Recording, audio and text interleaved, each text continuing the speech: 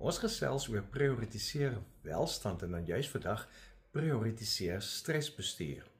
Mens moet nie stres onderskat nie, soos jy waarskynlik al weet, want stres is nie net 'n emosionele ervaring nie. Stres, en hiermee bedoel ek die hoë druk stres, raak jou liggaam, dit raak jou denke, jou verhoudings, selfs jou geestelike ervaring en veerkrag. Daarom is dit noodsaaklik om stresbestuur te prioritiseer as deel van jou fisieke as ook jou geestelike welstand. Wanneer jy nie jou stres bestuur nie, bestuur dit jou. Jy sal weet, want jy sal agterkom, dit steel jou vrede, dit steel jou fokus, jou helderheid, dit steel jou vermoë om teenwoordig te wees. Jou kop raas, soos iemand dit gereeld uitdruk.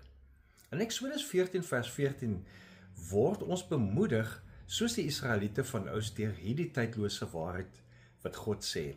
Bly julle maar net kalm, die Here sal vir julle veg. Nou hierdie woorde is uitgespreek toe Israel vasgekeer was tussen die Rooi See en die Egiptiese leer. Hulle het letterlik between the devil and the deep blue sea situasie gewees. En hulle paniekerig geraak. Hulle toekoms het bedreig gelyk. Hulle het gevoel, hulle het die beheer oor die situasie nie.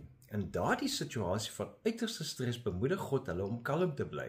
God sê as dit ware vir hulle, ek sal nie werk, al sien julle dit nie nou nie.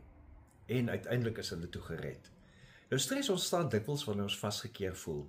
Eise, verwagtings, sperdatums, finansiële druk, emosionele uitdagings, al sulke goed, gooi ons in disharmonie met onsself en met God.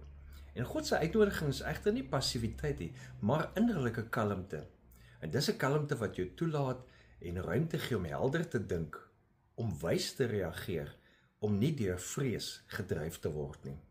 Nou positiewe sielkunde bevestig hierdie beginsel deur navorsing, want dit wys dat praktyke, eenvoudige praktyke soos diep asemhaling en om gereeld in 'n joernaal of in 'n boek jou dankbaarheid neer te skryf, dat dit juis jou fisiologiese stresrespons kalmeer. Dit verlaag jou kortisolvlakke wat die stres normaalweg aanjaag en jou welstand verhoog ook in die proses. Probeer vandag net 'n eenvoudige kort ritueel. Haal asem in vir 4 tellings. Hou dit vir 4 tellings. En dan asem jy weer uit vir 4 tellings. En dit terwyl jy die hele tyd in jou gedagtes sê, dankie Here. En doen dan vir jouself die guns en skryf 3 dinge neer waarvoor jy dankbaar is. Dit wys jou stresrespons, jy kies om kalm te bly. Leef geïnspireerd.